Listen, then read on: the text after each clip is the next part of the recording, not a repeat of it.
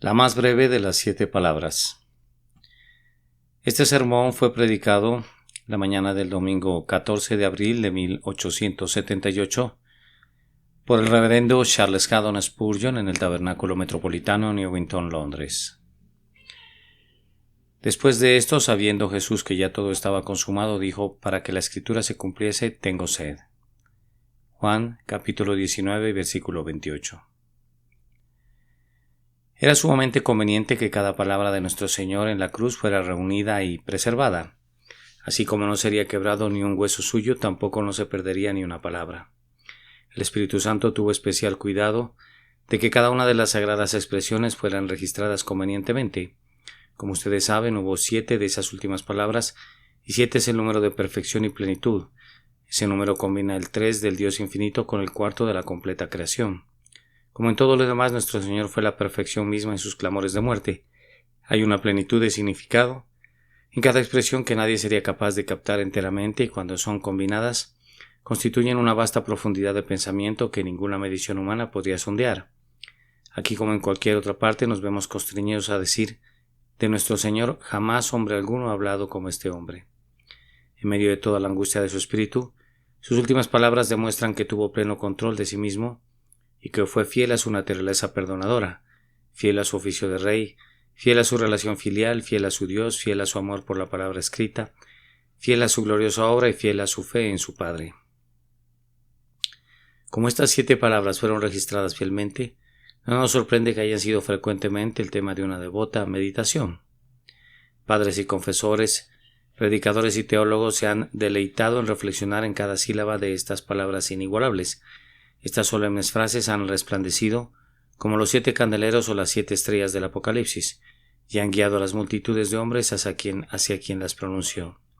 Hombres reflexivos han extraído una riqueza de significado de ellas, y al hacerlo, las han clasificado en diferentes grupos y las han colocado bajo diversos encabezados. Yo solo puedo darles a apreciar una muestra de este rico tema, pero me han impactado especialmente 2 maneras de considerar las últimas palabras de nuestro Señor. Primero, esas palabras enseñan y confirman muchas de las doctrinas de nuestra santa fe. Padre, perdónalos porque no saben lo que hacen. Es la primera. Aquí tenemos el perdón del pecado, un perdón gratuito en respuesta a la súplica del Salvador. Hoy estarás conmigo en el paraíso. Aquí tenemos la seguridad del creyente a la hora de su partida y su admisión instantánea en la presencia de su Señor. Es un golpe asestado directamente al corazón de la fábula del purgatorio. Mujer, he ahí tu hijo. Esto manifiesta claramente la propia humanidad real de Cristo, quien hasta el final reconoció su relación humana con María, de quien nació. Sin embargo, su lenguaje nos enseña a no adorarla a ella, pues la llama mujer, y nos lleva a honrarlo a él, que en su más terrible agonía pensó en las necesidades y aflicciones de ella, así como piensa de igual manera en todos los miembros de su pueblo, ya que ellos son su madre y su hermana y su hermano. Eloí, Eloí, lama sabactani es la 4ª palabra que ilustra el castigo soportado por nuestro sustituto cuando cargó con nuestros pecados y fue así desamparado por su Dios. Ninguna exposición puede relevarnos plenamente la agudeza de esa frase. Es penetrante como la propia hoja y la punta de lanza que atravesó su corazón. Tengo sed. Es la 5ª palabra, y su expresión nos enseña la verdad de la Escritura, pues todas las cosas fueron llevadas a cabo para que la Escritura se cumpliese, y por esto nuestro Señor dijo: tengo sed. La Santa Escritura sigue siendo la base de nuestra fe, confirmada con cada palabra y acto de nuestro Redentor. La penúltima palabra es: consumado es. Ahí tenemos la completa justificación del creyente, puesto que la obra por la cual es aceptado está realizada plenamente. La última de sus palabras finales es tomada también de las Escrituras y nos muestra dónde se alimentaba su mente. Clamó antes de inclinar la cabeza, que había sostenido erecta en medio de todo su conflicto como uno que nunca cedió: Padre, en tus manos encomiendo mi espíritu. En ese clamor hay reconciliación para con Dios. Aquel que estuvo en nuestro lugar había completado toda su obra, y ahora su espíritu regresa al Padre y nos lleva con él. Por tanto, ustedes pueden ver que cada palabra nos enseña alguna doctrina fundamental de nuestra bendita fe. El que tiene oídos para oír, oiga. Un segundo modo de considerar estas 7 palabras es comprobar que exponen la persona y los oficios de nuestro Señor, que las pronunció: Padre, perdónanos porque no saben lo que hacen. Aquí vemos al mediador intercediendo. Jesús está delante del Padre suplicando por el culpable. De cierto te digo que hoy estarás conmigo en el paraíso. Aquí está el Señor Jesús en el poder de un rey. abriendo con la llave de David una puerta que nadie puede cerrar, admitiendo dentro de las puertas del cielo a la pobre alma que le había confesado sobre el madero. Salve, eterno Rey en el cielo. Tú admites a tu paraíso a quien quiera que te agrade. Tampoco estableces un tiempo de espera, sino que abres la puerta de la perla al instante. Tú tienes todo poder en el cielo, así como en la tierra. Luego vino mujer, he ahí tu hijo. Allí vemos al Hijo del Hombre preocupándose por su afligida madre con la ternura de un hijo. En una palabra anterior, cuando abrió el paraíso, vieron al Hijo de Dios. Ahora ven a aquel que fue cierta y verdaderamente nacido de una mujer y sometido a la ley, y bajo la ley le ven todavía, pues honra a su madre y se preocupa por ella en el artículo de la muerte.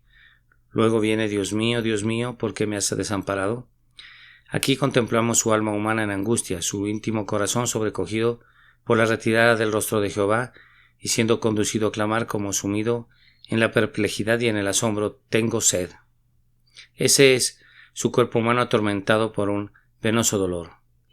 Aquí pueden ver cómo la carne mortal tuvo que participar en la agonía del espíritu interior.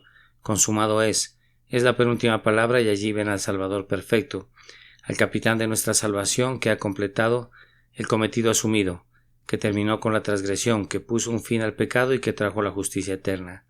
La última palabra al expirar, en la que encomendó su espíritu a su Padre, es la nota de aceptación para sí mismo y para todos nosotros, al encomendar su espíritu a la mano del Padre. Así lleva a todos los creyentes cerca de Dios, y de allí en adelante estamos en la mano del Padre, que es más grande que todos, por lo que nadie nos arrancará de allí. ¿Acaso no es este un fértil campo de pensamiento? Que el Espíritu Santo nos conduzca a menudo a espigar allí. Hay muchas otras maneras en las que se pudieran leer estas palabras y se encontraría que todas están llenas de instrucción, como los peldaños de una escalera o los eslabones de una cadena de oro. Hay una dependencia mutua y una vinculación interna entre cada una de las palabras, de tal manera que una conduce a la otra y esa a una tercera. Separadamente o en conexión, las palabras de nuestro Maestro desbordan instrucción para las mentes ponderativas, pero de todas ellas, con la excepción de una, debo decir, de las cuales no se puede hablar ahora en detalle. Nuestro texto contiene la más breve de todas las palabras del Calvario. Consta de 2 palabras en nuestro idioma: tengo sed, pero en el idioma griego solo tiene una. No puedo decir que sea breve y dulce, pues fue la amargura misma para nuestro Señor Jesús, y sin embargo yo confío de que de su amargura ha de brotar una gran dulzura para nosotros. Aunque fueron amargas para Él al decirlas, serán dulces para nosotros al oírlas, tan dulces que toda la amargura de nuestras pruebas serán olvidadas al recordar el vinagre y la hiel que Él bebió. Con la ayuda del Espíritu Santo intentaremos considerar estas palabras de nuestro Salvador bajo una luz quíntupla. Primero hemos de mirarlas como la enseña de su verdadera humanidad. Jesús dijo: tengo sed, y esta es la queja de un hombre. Nuestro Señor es el hacedor del océano y de las aguas que están sobre el firmamento. Su mano detiene o abre las botellas del cielo y hace llover sobre malos y buenos. Suyo también el mar, pues Él lo hizo, y Él abre todas las fuentes y los manantiales. Él derrama los arroyos que corren entre las colinas, los torrentes que caen desde las montañas y los ríos que fluyen y enriquecen las llanuras. Uno habría dicho: si Él estuviera sediento, no nos lo diría, pues todas las nubes y las lluvias se alegrarían de refrescar su frente, y los riachuelos y las corrientes fluirían dichosamente a sus pies. Y sin embargo, siendo el Señor de todo, había tomado la forma de un siervo tan plenamente y era hecho en la semejanza de la carne, de pecado tan perfectamente que clamó con desfalleciente voz: tengo sed. Cuán verdaderamente es un hombre. Él es en verdad hueso de nuestros huesos y carne de nuestra carne, pues lleva nuestras dolencias. Yo los invito a meditar sobre la humanidad verdadera de nuestro Señor muy reverentemente y muy amorosamente. Quedó demostrado que Jesús era realmente hombre, porque sufrió los dolores propios de la condición de hombre. Los ángeles no pueden sufrir de sed. Un fantasma, como le han llamado algunos, no podía sufrir de esa manera, pero Jesús sufrió realmente, no solo los más refinados dolores de mentes delicadas y sensibles, sino también las dolencias más torvas y más comunes de carne y sangre. La sed es una miseria común, tal como la sufren los campesinos y los mendigos. Es un dolor real y no un producto de la imaginación o una pesadilla del país de los sueños. Aunque los reyes no suelen padecer sed, es un mal universal de la condición humana. Jesús es hermano de los más pobres y de los más humildes de nuestra raza. Nuestro Señor, sin embargo, padeció la sed a un grado extremo, pues él sentía la sed de la muerte, y algo peor todavía, ya que era la sed de alguien cuya muerte no era común, pues Él gustó la muerte por todos. Tal vez esa sed fue provocada en parte por la pérdida de sangre y por la fiebre creada por la irritación causada por sus 4 dolorosas heridas. Los clavos estaban sujetados en las partes más sensibles del cuerpo y las heridas se abrían conforme el peso de su cuerpo arrastraba los clavos a través de su carne bendita y rompía sus delicados nervios. La tensión extrema producía una fiebre ardiente. El severo dolor le secaba su boca, convirtiéndola en un horno, hasta llevarlo a declarar en el lenguaje del Salmo 22: «Mi lengua se pegó a mi paladar». Fue una sed tal que nadie de nosotros ha conocido jamás, pues el rocío de la muerte no se ha condensado todavía sobre nuestra frente. Tal vez la conoceremos a nuestra medida en la hora de nuestra muerte, pero no todavía, ni la sentiremos tan terriblemente como Él lo hizo. Nuestro Señor sintió esa penosa sequía de la disolución que provoca que toda sed se evapore y que la carne retorne al polvo de la muerte. Aquellos que han comenzado el caminar del valle de la sombra de muerte saben de esto. Jesús, siendo un hombre, no escapó de ninguno de los males que son repartidos al hombre en la muerte. Él es en verdad Emmanuel, Dios con nosotros en todo. Creyendo esto, debemos sentir con ternura cuán íntimamente semejante a nosotros se ha vuelto nuestro Señor Jesús. Tú has estado enfermo, tú has sido quemado por la fiebre como Él lo fue, y también has dicho jadeando: tengo sed. Tu senda corre muy cerca de la de tu maestro. Él dijo: tengo sed, para que alguien le trajera algo de beber, igual que tú desearías beber algún fresco sorbo que te fuera ofrecido cuando no puedes servírtelo a ti tú mismo. Podrías evitar sentir cuán cercano está Jesús a nosotros. Nosotros, cuando sus labios debían ser humedecidos con una esponja y tenía que depender de otros tanto como para pedir de beber de sus manos. La próxima vez que tus labios enfiebrecidos murmuren: tengo mucha sed, te podrías decir: esas son palabras sagradas, pues mi Señor habló de esa manera. Las palabras tengo sed son una voz común en las cámaras mortuorias. No podemos olvidar las dolorosas escenas de las que hemos sido testigos cuando hemos observado la disolución de algún cuerpo humano. Hemos visto a algunos de nuestros seres más queridos en una incapacidad de atenderse a sí mismos. El sudor de la muerte estaba sobre ellos y esta ha sido una de las señales de su próxima disolución, que ardían de sed, y solo podíamos citar entre sus labios semiabiertos: dame de beber. Ah, amados, nuestro Señor era un hombre tan verdaderamente que todos nuestros dolores nos traen recuerdos suyos. La próxima vez que estemos sedientos podemos contemplarlo a Él, y siempre que veamos a algún amigo desfallecido y sediento a la hora de su muerte, podemos contemplar a nuestro Señor reflejado en sus miembros, tenuemente si bien verdaderamente. Cuán íntimamente relacionado con nosotros está el sediento Salvador. Debemos amarle más y más. Cuán grande es el amor que lo condujo a una condescendencia como esa. No debemos olvidar la infinita distancia que hay entre el Señor de gloria en su trono y el crucificado consumido por la sed. Un río del agua de vida, pura como el cristal, proviene hoy del trono de Dios y del Cordero, y sin embargo, una vez Él condescendió a decir: tengo sed. Él es Señor de las fuentes y de todos los abismos, pero ni un solo vaso de agua fresca fue puesto en sus labios. Oh, sí, Él en cualquier momento hubiera dicho delante de sus guardas angélicos: tengo sed. Ellos seguramente habrían emulado el valor de los hombres de David cuando se abrieron paso hasta el pozo de Belén, que estaba junto a la puerta, y sacaron agua a riesgo de sus vidas. ¿Quién de nosotros no derramaría voluntariamente su alma hasta la muerte si solo pudiera darle un refrigerio al Señor? Y sin embargo, por nuestra causa, Él se puso en una posición de vergüenza y de sufrimiento en la que nadie querría atenderle, sino que cuando clamó: tengo sed, más bien le dieron a beber vinagre. Cuán gloriosa inclinación de nuestra cabeza exaltada. Oh Señor Jesús, nosotros te amamos y te adoramos. De buena gana enaltecemos tu nombre en recuerdo agradecido de las profundidades a las que descendiste. Mientras admiramos así su condescendencia, nuestros pensamientos han de dirigirse con deleite a su evidente identificación con nosotros, pues si Jesús dijo: tengo sed, entonces Él conoce todas nuestras fragilidades y aflicciones. La próxima vez que sintamos dolor o que suframos de depresión de espíritu, recordaremos que nuestro Señor lo entiende todo, pues ha tenido una experiencia práctica y personal de eso. Ni en la tortura del cuerpo ni en la pesadumbre del corazón somos abandonados por nuestro Señor. Su línea es paralela a la nuestra.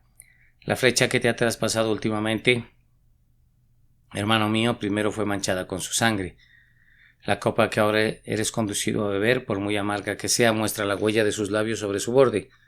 Él ha recorrido el aciago camino antes que tú, y cada huella que deja sobre el suelo mojado muestra junto a ella la huella de sus pies. Entonces debemos creer plenamente y apreciar profundamente la simpatía de Cristo, puesto que dijo: tengo sed.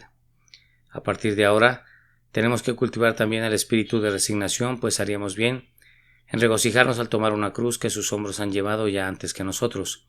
Amados, Si nuestro maestro dijo tengo sed, ¿acaso esperamos beber diariamente de los torrentes del Líbano? Él era inocente y sin embargo tuvo sed. ¿Habríamos de asombrarnos si los culpables son castigados de vez en cuando?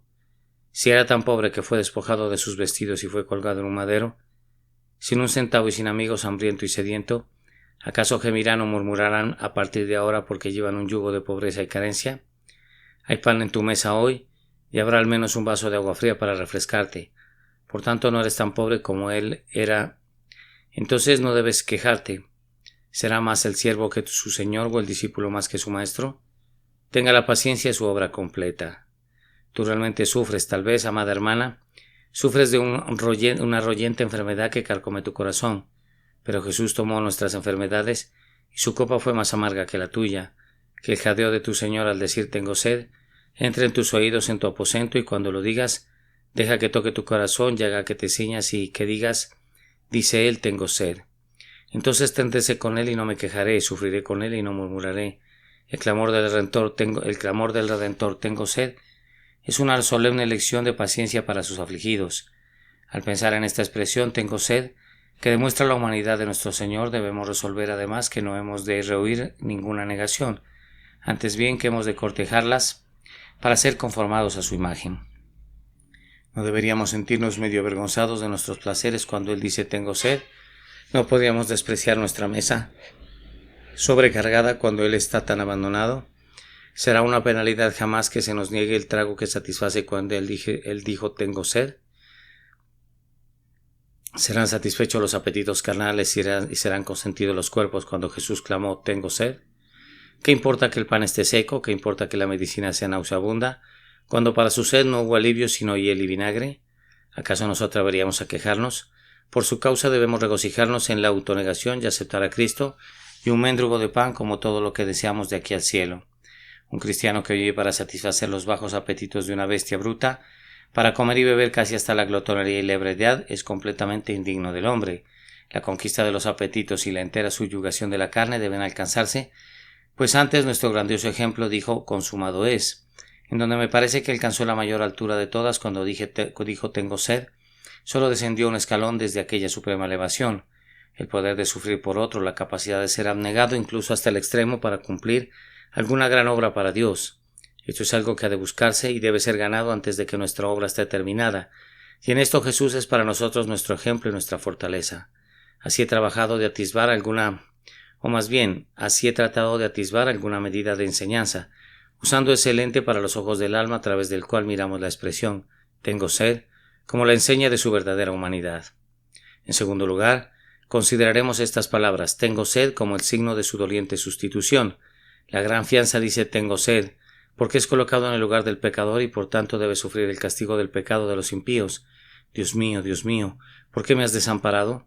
Señala la angustia de su alma, tengo sed, expresa en parte la tortura de su cuerpo, y ambas cosas serán necesarias porque está escrito del Dios de justicia que Él es quien puede destruir el alma y el cuerpo en el infierno, y los dolores agudos que se han de pagar a la ley son de ambos tipos y tocan el corazón y la carne.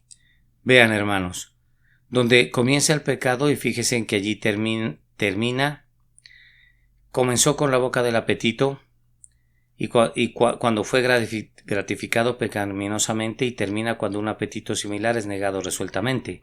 Nuestros primeros padres arrancaron el fruto prohibido y al comerlo mataron a la raza. El apetito fue la puerta del pecado y por tanto nuestro Señor fue expuesto al dolor en ese punto. Con tengo sed el mal es destruido y recibe su expiación. Vi el otro día el emblema de una serpiente con su cola en su boca, y si lo transporto más allá de la intención del artista, el símbolo puede expresar el apetito tragándose a sí mismo. Un apetito carnal del cuerpo. La satisfacción del deseo de alimentos nos abatió bajo el primer Adán, y ahora el agudo malestar de la sed, la negación de lo que el cuerpo apetecía, nos restaurará nuestro lugar. Y esto no es todo. Sabemos por experiencia que el efecto presente del pecado en todo hombre que se entrega a él es la sed del alma. La mente del hombre es como las hijas de la sanguijuela que dicen todo el tiempo dame, dame. Entendida metafóricamente, la sed es insatisfacción, el deseo ardiente de la mente de algo que no tiene, pero que desea con vehemencia.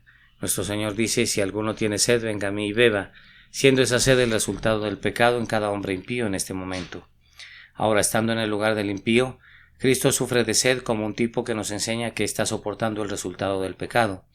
Más solemne aún es la reflexión de que, de acuerdo a la propia enseñanza de nuestro Señor, la sed será también el eterno resultado del pecado, pues Él dice en relación al glotón millonario: y en el Hades alzó sus ojos estando en tormentos, y su petición que le fue negada fue: Padre Abraham, ten misericordia de mí, y envía a Lázaro para que moje la punta de su dedo en agua y refresque mi lengua, porque estoy atormentado en esta llama. Ahora recuerden que si Jesús no hubiera tenido sed, cada uno de nosotros habría tenido sed por siempre muy lejos de Dios, con una impensable cima entre nosotros y el cielo. Nuestras lenguas pecaminosas, ampolladas por la fiebre de la pasión, habrían tenido que arder eternamente si su lengua no hubiese sido atormentada por la sed en lugar nuestro. Yo supongo que la frase «tengo sed» fue expresada suavemente, de modo que quizás uno o dos que estaban cerca de la cruz alcanzaron a oírla, en contraste con el más fuerte clamor «lama sabactani» y el triunfante grito de «consumado es». Ese suspiro, que fue suave y desfalleciente «tengo sed», ha calmado la sed para nosotros, que de otra manera insaciablemente feroz habría hecho presa de nosotros a lo largo de la eternidad. Oh asombrosa sustitución del justo por el injusto, de Dios por el hombre, del perfecto Cristo por nosotros, seres culpables y rebeldes que merecíamos el infierno. Debemos engrandecer y bendecir el nombre de nuestro Redentor. Me parece muy asombroso que estas palabras «tengo sed» fueran, por decirlo así, la liquidación de todo. Tan pronto dijo «tengo sed» y sorbió el vinagre, clamó «consumado es», y todo terminó. La batalla fue peleada y la victoria fue ganada para siempre, y la sed de nuestro grandioso liberador fue el signo de que él había eliminado al último enemigo. La inundación de su dolor había sobrepasado la línea de pleamar y comenzaba a trabajar. «Tengo sed» fue la experimentación del último dolor agudo, que si digo que fue la expresión del hecho de que sus dolores habrían comenzado a cesar por fin, y que su furia habría pasado y le había dejado en libertad de notar sus dolores menores. La excitación de una gran lucha hace que los hombres olviden la sed y la debilidad. Es sólo cuando todo ha terminado que vuelven en sí y notan el desgaste de sus fuerzas. La gran agonía de ser desamparado por Dios había terminado, y cuando la tensión fue retirada se sentía desfallecido. Me gusta pensar que la palabra de nuestro Señor «consumado es» fue dicha inmediatamente después de que hubo exclamado «tengo sed», pues estas dos voces vienen muy naturalmente juntas. Nuestro glorioso Sansón había luchado con nuestros enemigos. Un montón, dos montones habría herido a sus miles, y ahora, como Sansón estaba terriblemente sediento, sorbió del vinagre y se refrescó, y tan pronto como hubo apagado la sed, clamó como un vencedor «consumado es», y abandonó el campo cubierto de renombre.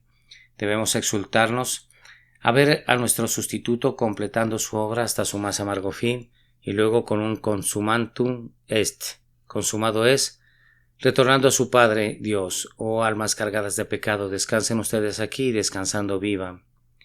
Ahora tomaremos el texto desde una tercera perspectiva y pedimos que el Espíritu de Dios nos instruya una vez más. La expresión «tengo sed» expuso un tipo del tratamiento del hombre para su Señor. Fue una confirmación del testimonio de la Escritura con relación a la enemistad natural del hombre para con Dios. De acuerdo al pensamiento moderno, el hombre es una criatura muy buena y noble que se esfuerza por volverse mejor. Ha de ser grandemente alabado y admirado, pues se dice que su pecado es una búsqueda de Dios, y su superstición es una lucha por alcanzar la luz. Puesto que es un ser grandioso y excelentísimo, la verdad debe ser alterada para él y el Evangelio ha de ser modulado para que se adecue al tono de sus variadas generaciones, y todos los arreglos del universo han de subordinarse a sus intereses.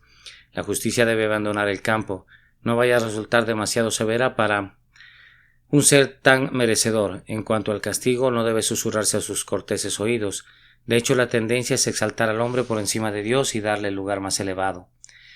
Pero esa no es la apreciación verdadera del hombre de acuerdo a las Escrituras. Allí el hombre es una criatura caída, con una mente carnal que no puede ser reconciliada con Dios. Peor que una criatura salvaje, devuelve mal por bien y trata a su Dios con una vil ingratitud. Ay, el hombre es un esclavo embaucado por Satanás y un traidor de negro corazón a su Dios. ¿No decían las profecías que el hombre daría a su Dios encarnado hiel para comer y vinagre para beber? Ya lo hizo. Él vino para salvarlo, pero el hombre le negó la hospitalidad. Al principio no hubo espacio para él en el mesón, y al final no hubo ni un solo vaso de agua fresca que pudiera beber. Antes bien, cuando tuvo sed, le dieron a beber vinagre. Este es el tratamiento que el hombre da a su Salvador. El hombre universal, dejado a sí mismo, rechaza, crucifica y escarnece al Cristo de Dios. Este ha sido también el acto del hombre en su mejor momento, cuando es movido a la compasión, pues parece claro que aquel que alzó la esponja húmeda hasta los labios del Redentor lo hizo por compasión.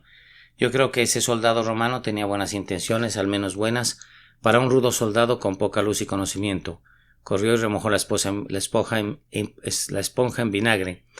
Era la mejor manera que conocía de poner unas cuantas gotas de humedad en los labios de alguien que estaba sufriendo tanto, pero aunque sintió un grado de piedad, era del tipo que uno podría mostrar a un perro. No sintió ninguna reverencia, sino que se burlaba al tiempo que aliviaba.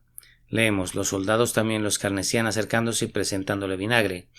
Cuando nuestro Señor clamó, Eloí, Eloí, y dijo después, tengo sed, las personas en torno a la cruz dijeron, deja, veamos si viene Elías a librarle. Burlándose de él, y según Marcos, el que le dio el vinagre expresó las mismas palabras.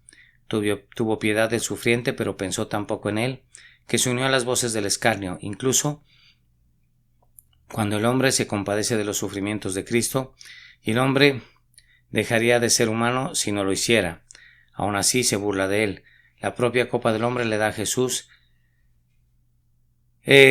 que le da a Jesús el hombre es a la vez el escarnio y compasión, pues el corazón de los impíos es cruel. Miren cómo el hombre en su mejor momento mezcla la admiración por la persona del Salvador con el desprecio de sus pretensiones. Escribe libros para ponerlo como un ejemplo y al mismo tiempo rechaza su deidad. Admite que fue un hombre portentoso, pero niega su más sagrada misión. Encomía su enseñanza ética y luego pisotea su sangre. Así también le da de beber, pero la bebida es vinagre. Oh, mis oyentes, eviten elogiar a Jesús y negar su sacrificio expiatorio. Eviten rendirle homenaje y deshonrar su nombre al mismo tiempo. Ay, hermanos míos, no puedo decir mucho sobre el recuerdo de la crueldad del hombre hacia nuestro Señor, sin hacer referencia a mí mismo y a ustedes. ¿Acaso nosotros no le hemos dado a beber vinagre a menudo? ¿No hicimos eso años antes de que lo conociéramos? Solíamos derretirnos cuando oíamos acerca de sus sufrimientos, pero no nos arrepentíamos de nuestros pecados. Le dábamos nuestras lágrimas y luego lo contristábamos con nuestros pecados. Algunas veces pensábamos que lo amábamos cuando oíamos la historia de su muerte, pero no cambiábamos nuestras vidas por causa de él, ni poníamos nuestra confianza en él y así le dábamos a beber vinagre. Y la aflicción no termina ahí, pues las mejores obras que hemos hecho jamás y los mejores sentimientos que hemos sentido jamás y las mejores oraciones que hemos ofrecido jamás, ¿acaso no han sido amargados y agriados por el pecado? ¿Podrían compararse con el vino generoso? ¿No son acaso más semejantes al punzante vinagre? Me asombra que las haya recibido jamás, como uno se pregunta por qué recibió este vinagre, y sin embargo los ha recibido y nos ha sonreído por presentárselos. Él supo cómo convertir el agua en vino en una ocasión, y en amor inigualable ha convertido a menudo nuestras amargas libaciones en algo dulce para sí, aunque en sí mismas me parece han sido el jugo de uvas amargas lo suficientemente agrias para producirle dentera. Por lo tanto, podemos presentarnos delante de él con todo el resto de nuestra raza. Cuando Dios los rinda el arrepentimiento por su amor y lo miren a él, a quien hemos traspasado y lloramos por él como quien se aflige por su primogénito. Haremos bien en recordar que nuestras faltas, o más bien, recordar nuestras faltas en este día. Nosotros cuya propensión a olvidar que tu precioso amor en el olivo bañó tu frente con sudor sangriento, nosotros cuyos pecados con terrible poder, como una nube descendieron sobre ti. En aquella hora que excluyó a Dios, nosotros que todavía en pensamiento y obra, a menudo sostenemos la amarga vara para ti en tu tiempo de necesidad. He tocado este punto muy ligeramente porque quiero un poco más de tiempo para reflexionar sobre una cuarta perspectiva de esta escena. Pido que el Espíritu Santo nos ayude a oír una cuarta sintonización de esta música doliente, Tengo sed. Pienso, queridos amigos, que el clamor que decía Tengo sed fue la expresión mística del deseo de su corazón. Tengo sed. No puedo pensar que lo único que sentía era la sed natural. Sin duda tenía necesidad de agua, pero su alma estaba sedienta en un sentido más elevado. En verdad pareciera que él habló para que se cumplieran las Escrituras en lo relativo al ofrecimiento del vinagre. Siempre estuvo en armonía consigo mismo, y su cuerpo fue siempre expresivo de los deseos ardientes de su alma, así como también de sus propios anhelos. Tengo sed quería decir que su corazón estaba sediento de salvar a los hombres. Esta sed había estado en él desde sus más tempranos días terrenales. ¿No sabías, dijo él, siendo todavía un muchacho, que en los negocios de mi padre me es necesario estar? ¿No les dijo a sus discípulos de un bautismo tengo que ser bautizado? ¿Y cómo me angustio hasta que se cumpla? Tenía sed de arrancarnos de entre las fauces del infierno, de pagar el precio de nuestra redención y de liberarnos de la eterna condenación que pesaba sobre nosotros, y cuando su obra estaba casi completada en la cruz, Su sed no había sido aliviada y no podía hacerlo hasta decir consumado es. Está casi hecho, oh Cristo de Dios. Tú casi has salvado a tu pueblo. Queda una sola cosa más, que debes morir realmente, y a eso se debe tu poderoso deseo de llegar hasta el fin y de completar tu labor. Tú estabas constreñido hasta sentir el último dolor agudo y hasta decir la última palabra para completar la plena redención, y de ahí tu clamor: tengo sed. Amados, hay ahora en nuestro Maestro, y siempre ha habido, una sed de amor de su pueblo. ¿No recuerdan cuán tremenda era su sed en los antiguos días del profeta? Evoquen su queja en el capítulo 5 de Isaías. Ahora cantaré por mi amado en el cantar de mi amado a su viña. Tenía mi amado una viña en una ladera fértil. La había cercado y despedregado y plantado vides escogidas. Había edificado en medio de ella una torre y también había hecho en ella un lagar. ¿Qué esperaba de su viña y de su lagar? ¿Qué otra cosa esperaba sino el jugo de la vid para poder refrescarse? Esperaba que diese uvas y dio uvas silvestres. Dio vinagre, mas no vino, amargura, mas no dulzura. Él estaba sediento entonces. De acuerdo al sagrado cantar de amor, en el capítulo 5 del Cantar de los Cantares aprendemos que cuando él bebió, en aquellos tiempos de antaño, fue en el huerto de su iglesia donde fue refrescado. ¿Qué dice? Yo vine a mi huerto, oh hermana, esposa mía. He recogido mi mirra y mis aromas. He comido mi panal y mi miel, mi vino y mi leche he bebido. Comed, amigos, bebed en abundancia, oh amados. En el mismo cantar él habla de su iglesia y dice: y tu paladar como el buen vino que se entra a mi amado suavemente, ya hace hablar los labios de los viejos. Y sin embargo, en el capítulo 8 la esposa dice: yo te haría beber vino adobado del mosto de mis granadas. Sí, a él le encanta estar con su pueblo. Ellos son el huerto donde camina para refrescarse, y el amor de ellos y sus gracias son la leche y el vino que a él le encanta beber. Cristo siempre estuvo sediento de salvar a los hombres y de ser amado por los hombres, y vemos un tipo de su deseo vitalicio cuando, estando cansado, se sentó así junto al pozo y le dijo a la mujer de Samaria: dame de beber. Había un significado más profundo en sus palabras de lo que ella se imaginaba, como un versículo posterior lo demuestra plenamente cuando le dijo a sus discípulos: yo tengo una comida que comer, que vosotros no sabéis. Él obtenía refrigerio espiritual al ganar para sí el corazón de esta mujer. Y ahora, hermanos, nuestro bendito Señor tiene en este momento una sed de comunión con cada uno de ustedes, los que son miembros de su pueblo, no porque pudieran hacerle algún bien, sino porque Él puede hacerle un bien a ustedes. Él tiene sed de bendecirlos, de recibir a cambio su agradecido amor. Él tiene sed de verlos mirar con ojos creyentes a su plenitud y de que le ofrezcan con mano extendida su vacío para que Él remedie la carencia. Él dice: aquí yo estoy a la puerta y llamo. ¿Para qué llama? Es para comer y beber contigo, pues Él promete que si le abrimos entrará y cenará con nosotros y nosotros con Él. Vean, Él todavía está sediento de nuestro pobre amor y seguramente no podemos negárselo. Vengan y derramemos vasijas llenas hasta que su gozo sea cumplido en nosotros. ¿Y qué le hace amarnos así? Eso no podría decirlo, excepto su propio gran amor. Él debe amar, es su naturaleza. Él tiene que amar a sus escogidos, a quienes comenzó a amar una vez, pues Él es el mismo ayer, hoy y para siempre. Su gran amor le hace sentir sed de tenernos mucho más cerca de lo que estamos. Él no estará satisfecho hasta que todos sus redimidos estén más allá del alcance de los proyectiles del enemigo. Voy a darles una de sus oraciones sedientas: Padre, aquellos que me has dado, quiero que donde yo estoy también ellos estén conmigo para que vean mi gloria. Él te quiere, hermano. Él te quiere, hermana. Él anhela tenerlos enteramente para sí. Vengan a Él en oración, vengan a Él en comunión, vengan a Él con una perfecta consagración. Vengan a Él entregando su ser entero a las dulces influencias misteriosas de su espíritu. Siéntense a sus pies con María, apóyense en su pecho con Juan. Sí, vengan con la esposa en el cantar y digan: oh, si Él me besara con besos de su boca, porque mejores son tus amores que el vino. Él pide eso. ¿No se lo darás? ¿Está tan congelado tu corazón que ni un solo vaso de agua fresca puede ser derretido para Jesús? ¿Eres tibio, oh hermano? Si Él dice: tengo sed, y tú le traes un corazón tibio, eso es peor que el vinagre, pues Él ha dicho: te vomitaré de mi boca. Él puede aceptar vinagre, pero no un corazón tibio. Vamos, llévale a tu cálido corazón y deja que beba de ese cáliz purificado todo lo que quiera. Todo tu amor ha de ser suyo. Yo sé que a Él le encanta recibir algo de ti, porque Él se deleita incluso con un vaso de agua fría que tú le des a uno de sus discípulos. ¿Cuánto no se deleitará en la dádiva de todo tu ser a Él? Por tanto, ya que tienes sed, dale de beber en este día. Por último, el clamor de tengo sed es para nosotros el modelo de nuestra muerte con Él. ¿Acaso ignoran, amados, pues hablo con los que conocen al Señor, que han sido crucificados juntamente con Cristo? Bien, entonces, ¿qué significa este clamor, tengo sed? Sino que nosotros hemos de estar sedientos también. ¿No estamos sedientos?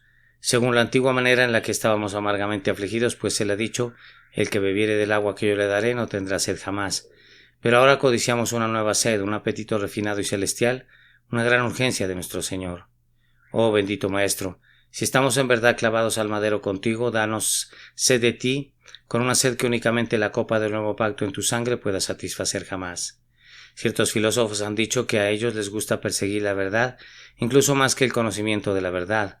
Yo difiero grandemente de ellos, pero esto diré, que después del gozo real de la presencia de mi Señor, amo tener hambre y sed de Él. Rutherford usó palabras más o menos en este sentido. Yo tengo sed de mi Señor y esto es un gozo que nadie me quita. Incluso si no puedo acercarme a Él, estaré lleno de consuelo, pues tener sed de Él es el cielo, y seguramente Él nunca negará a una pobre alma la libertad de admirarle y de adorarle y de tener sed de Él. En cuanto a mí, quisiera volverme más y más insaciable de mi divino Señor, y cuando tenga mucho de Él todavía anhelaré más, y luego más y todavía más. Mi corazón no estará contento hasta que Él sea todo en todo para mí, y yo esté totalmente perdido en Él.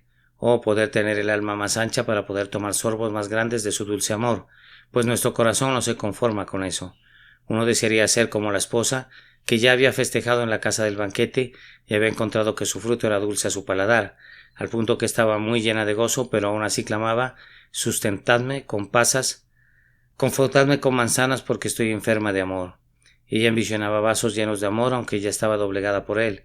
Este es un tipo de dulzura de la cual, si un hombre ha recibido mucha, tiene que obtener más, y cuando ha tenido más está bajo mayor necesidad de recibir más, y así sucesivamente, pues su apetito está creciendo siempre, alimentado por lo que come, hasta quedar saciado con toda la plenitud de Dios. Tengo sed.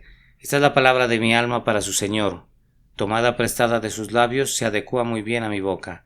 Tengo sed, pero no como una vez la tuve, de compartir los vanos deleites de la tierra. Tus heridas, Emmanuel, todas prohíben que busque mis placeres allí. Amada fuente de desconocido deleite, no bajes más debajo del borde, sino desborda y derrama sobre mí una corriente viva y dadora de vida. Jesús tuvo sed. Entonces hemos de tener sed en esta tierra seca y sedienta donde no hay agua. Así como el ciervo brama por las corrientes de aguas, nuestras almas tienen sed de ti, oh Dios. Amados, hemos de sentir sed de las almas de nuestros semejantes. Ya les he dicho que ese fue el deseo místico de nuestro Señor. Ha de ser el nuestro también. Hermano, ten sed de que tus hijos sean salvos. Hermano, te ruego que tengas sed de que tus trabajadores sean salvos. Hermana, ten sed de la salvación de tu clase. Sed de la redención de tu familia, sed de la conversión de tu esposo. Todos nosotros tenemos que anhelar conversiones. ¿Sucede así con cada uno de ustedes? Si no es así, pónganse en movimiento de inmediato. Fijen su corazón en alguien que no es salvo y sientan sed hasta que sea salvo. Es la manera por la que muchos serán llevados a Cristo. Cuando esta bendita sed del alma de la verdadera caridad cristiana esté en aquellos que son salvos ellos mismos. Recuerden como dijo Pablo: verdad digo en Cristo, no miento, y mi conciencia me da testimonio en el Espíritu Santo que tengo gran tristeza y continuo dolor en mi corazón, porque desearía yo mismo ser anatema, separado de Cristo, por amor a mis hermanos, los que son mis parientes según la carne. Él se habría sacrificado para salvar a sus paisanos, pues deseaba de todo corazón su bienestar eterno. Esta misma mente debe haber en ustedes, haya pues en ustedes este sentir. En cuanto a ustedes, tengan sed de perfección, tengan hambre y sed de justicia, pues serán saciados. Odien el pecado y aborrezcanlo de corazón. Tengan sed de ser santos como Dios es santo. Tengan sed de ser semejantes a Cristo. Sed de dar gloria a su sagrado nombre por una completa conformidad a su voluntad. Que el Espíritu Santo obre en ustedes el modelo completo de Cristo crucificado, y a Él se hace la alabanza por los siglos de los siglos. Amén. Porción de la Escritura leída antes del sermón: Marcos capítulo 15, versículos 15 a 37, y Salmo 69, del 1 al 21. Nota del traductor. Artículo de la muerte traduce último estado o tiempo de la vida, próximo a la muerte. La más breve de las 7 palabras. Sermón predicado la mañana del domingo 14 de abril de 1878 por el reverendo Carlos Haddon Spurgeon en el Tabernáculo Metropolitano, Newington, Londres. Después de esto, sabiendo Jesús que ya todo estaba consumado, dijo: para que la Escritura se cumpliese, tengo sed. Juan, capítulo 19 y versículo 28.